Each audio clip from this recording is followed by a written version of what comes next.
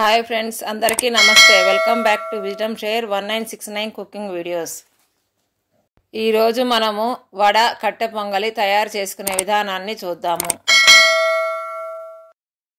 ముందుగా వడపిండిని తయారు చేసుకోవడానికి ఒక ఎంటీ గిన్నె తీసుకొని దీంట్లోకి 3 గ్లాసుల మినప్పప్పు, ఒక 3/4 గ్లాసు బియ్యము, ఒక 3/4 గ్లాసు పచ్చిపప్పు పోసుకొని దీంట్లో కొన్ని వాటర్ పోసి శుభ్రంగా 3 సార్లు వాష్ చేసుకోవాలి. తరువాత దీంట్లో తగినన్ని నీళ్లు పోసి మూత పెట్టేసి ఒక 5 గంటల సేపు నానబెట్టుకోవాలి. ఇప్పుడు 5 గంటలు అయిపోయిందండి. ఒకసారి మూత తీసి చూద్దాము. చూశారు కదండి, పప్పు అన్నీ బాగా ఉబ్బిపోయినాయి. ఇప్పుడు ఒకసారి ఈ నీళ్ళన్నీ వంచేసేసి మరలా 2 సార్లు నీళ్ళు పోసుకొని వాష్ చేసుకొని గ్రైండర్లో కొంచెం కొంచెంగా పప్పుని వేసుకుంటూ పిండిని మెదిగించుకోవాలి. మీరు గుర్తుంచుకోవాల్సింది ఏంటంటే, వడపిండిని మెదిగించుకునేటప్పుడు నీళ్లను అసలు పోయకూడదు. ఒకవేళ నీళ్లు పోసుకోవలసిన పరిస్థితి వస్తే ఎంత తక్కువ వాటర్ని పోసుకుంటే అంత మంచిది. ఎందుకనంటే పిండి అనే జావుగా వస్తే వడలు అనేవి పర్ఫెక్ట్గా రావు. ఇప్పుడు ఈ పిండి మెదిగేలోపు మనం సాంబార్ని తయారు చేసుకుందాము. దీనికోసము సన్నగా తొరిగిన 1 కప్పు టమాటా ముక్కలు, 1 కప్పు దోసకాయ ముక్కలు, 1 కప్పు ఉల్లిగడ్డ ముక్కలు, 1 కప్పు సొరకాయ ముక్కలు, అలాగే ఒక 50 గ్రాముల చింతపండు. వీటన్నిటిని కూడా ఒక మిక్సీ జార్ తీసుకొని దాంట్లో వేసుకొని గ్రైండ్ చేసుకోవాలి. ఆ తరువాత ఒక కుక్కర్ తీసుకొని దీంట్లోకి 1 గిద్ద గ్లాసు కందిపప్పు పోసుకొని శుభ్రంగా 3 సార్లు వాష్ చేసుకోవాలి.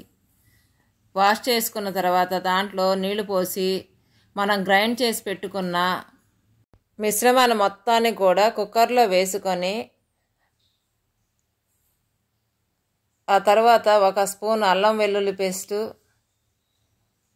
1 అర స్పూన్ గల్లుప్పు, 1 అర స్పూన్ పసుపు, స్పూన్ కారము, అలాగే 2 స్పూన్ల సాంబార్ పొడి కూడా వేసుకొని మూత పెట్టి 3 విజిల్స్ రానిచ్చుకోవాలి.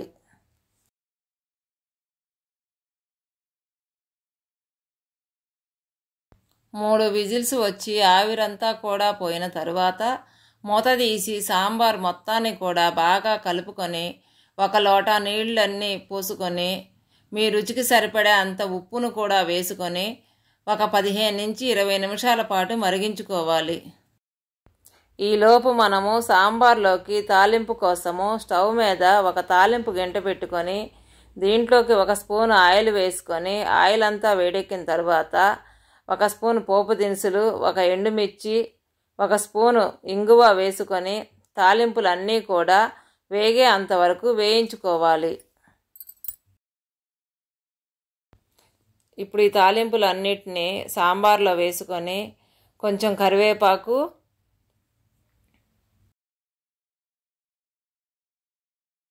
ఒక 50 గ్రాముల బెల్లము,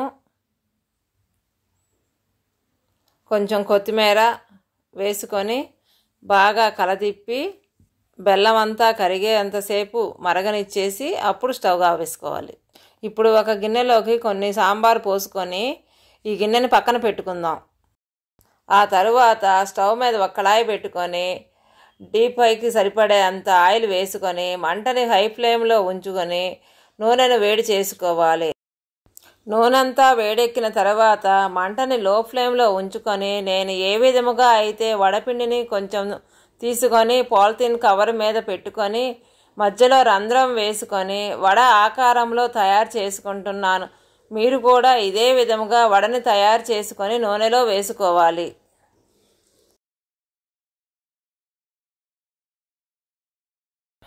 ఒకసారి వడ అడుగు భాగము వేగిన తరువాత అట్లకాడతో వడని తిప్పేసుకొని రెండో వైపు కూడా గోల్డెన్ కలర్ వచ్చే అంతవరకు కూడా వేయించుకోవాలి.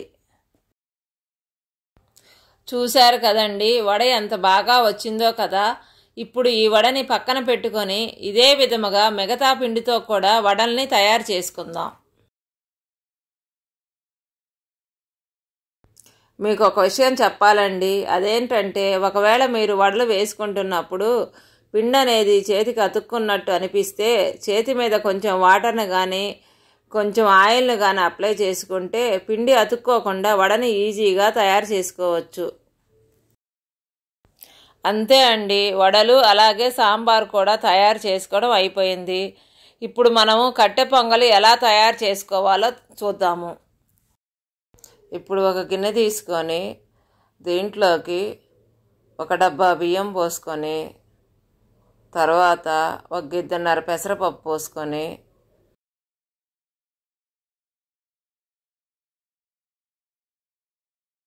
నీళ్లు పోసుకొని శుభ్రంగా 3 సార్లు వాష్ చేసుకోవాలి. తరువాత గిద్దకి 3 గిద్దల నీళ్ల చొప్పున మనం పోసుకున్న బియ్యము పెసరపప్పు మొత్తానికి కూడా కలిపి 12 గిద్దల నీళ్లు పోసుకొని పక్కన పెట్టుకోవాలి. ఇప్పుడు స్టవ్ మీద ఒక కుక్కర్ పెట్టుకొని మంటని హై ఫ్లేమ్లో ఉంచుకొని కుక్కర్లో 2 స్పూన్లు నెయ్యి అలాగే 1 స్పూన్ నూనె కూడా వేసుకొని నూనెను వేడి చేసుకోవాలి. నూనెంతా వేడెక్కిన తరువాత మంటని లో ఫ్లేమ్లోకి మార్చుకొని దీంట్లోకి 2 స్పూన్ల పోపు దినుసులు, కొంచెం మిరియాలు,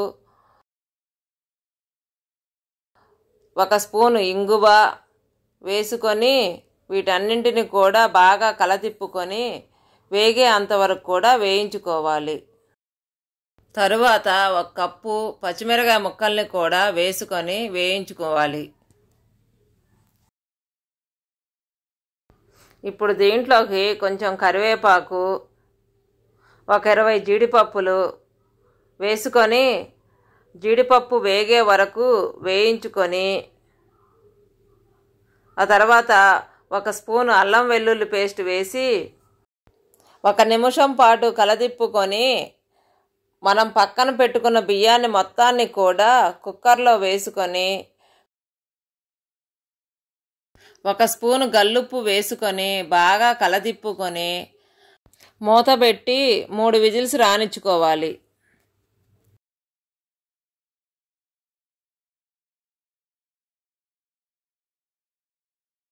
మూడు విజిల్స్ వచ్చి ఆవిరంతా పోయిన తరువాత కుక్కర్ మూత తీసి అన్నం మొత్తాన్ని కూడా ఒక బేషన్లోకి వేసుకొని బాగా కలతిప్పుకొని ఒక ప్లేట్లోకి సర్వ్ చేసుకోవాలి. అంతేనండి, కట్టె పొంగల్ తయారు చేసుకోవడం కూడా పూర్తయిపోయింది. ఇప్పుడు ఈ ప్లేట్లోకి 1 కప్పు సాంబారు, 2 వడలను పెట్టుకొని 1 స్పూన్తో కొంచెం కట్టె పొంగల్ తీసుకొని సాంబార్లో ముంచుకొని తిని చూద్దాము. ఇప్పుడు ఇదే విధముగా వడ అలాగే కట్టె పొంగలి ఈ రెండింటిని కలిపి సాంబార్లో ముంచుకొని తిని చూద్దాము. రెండు కూడా బాగున్నాయండి. Thank you for watching. మీకు మా వీడియో నచ్చినట్టయితే please like, share, subscribe and click the bell icon.